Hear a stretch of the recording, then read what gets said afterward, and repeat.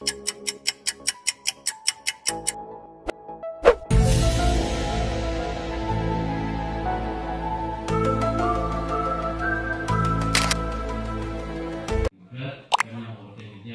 tuan yang lagi berita yang dia tengok dia lagi maaf dia mata dia tidak tahu cuma kerana mengingat memang harus berbuat beri nasihat kepada muslimah bercukup yang ingat berbuat daripada aku yang kalian disampaikan oleh yang dia oleh Muhammad Allah Muhammad sampaikan sebagai penerus sebagai ilmu yang memang harus kamu alirkan kepada anak-anak didik kamu maju. Terakhir penghormatan daripada keluarga kepada seluruh pengunjung, hadirin dan hadirat yang dimuliakan dan kepada kakak-kakak, adik-adik mengandung dan anak-anak yang dimuliakan Allah Subhanahu wa taala. Hanya lain tujuan daripada mendapat dengan istimewa al-ihtifal fi Maulid Rasul bid'atun muhassanatun menghimpun pada perayaan Maulid Rasul. Mendapat sesuatu pada perayaan Maulid Rasul adalah sunnah, adalah bid'ah yang mustahsan.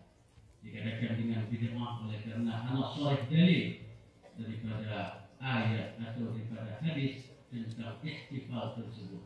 Tetapi adapun ditinjau daripada pelaksanaan praktik di dalamnya kepada zikir maulid atau membacakan salawat kepada junjungan atau misalnya menggigitkan duri atau misalnya menyantuni anak yatim yang jelas-jelas seluruh aparat-aparat yang misalnya tunjuk pada acara maulid nyata-nyata adalah sunnah muakkadah yang sangat dicinta oleh Rasulullah SAW, sehingga pada hukum maulid yang ada ikhtilaf mustidrofin ulama tentang bolehkah diadakan maulid atau tidak.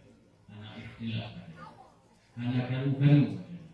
Cuma yang selisih para ulama bagaimanakah cara mengadakan maulid, apakah dengan membacakan Al-Quran, apakah dengan salat-salat sunat, ataukah dengan mengadakan kenduri, ataukah dengan menyantuni anak yatim, ataukah dengan puasa-puasa sunat secara individu yang caranya betul yang ikhtilaf. Sebagian tempat yang dengan maulid yakni dengan puasa berurut 12 Rabiul Awal.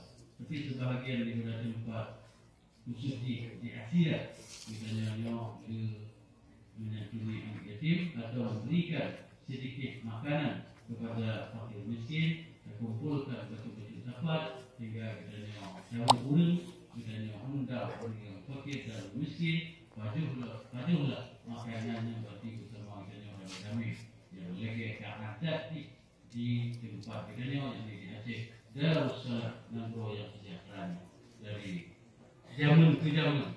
Tapi katakan Maulid Rasul dengan mukaduri bersama-sama bagi bersama dengan menunduk sebagai mensyukuri nikmat Allah Subhanahu wa taala yang maha besar yang menentukan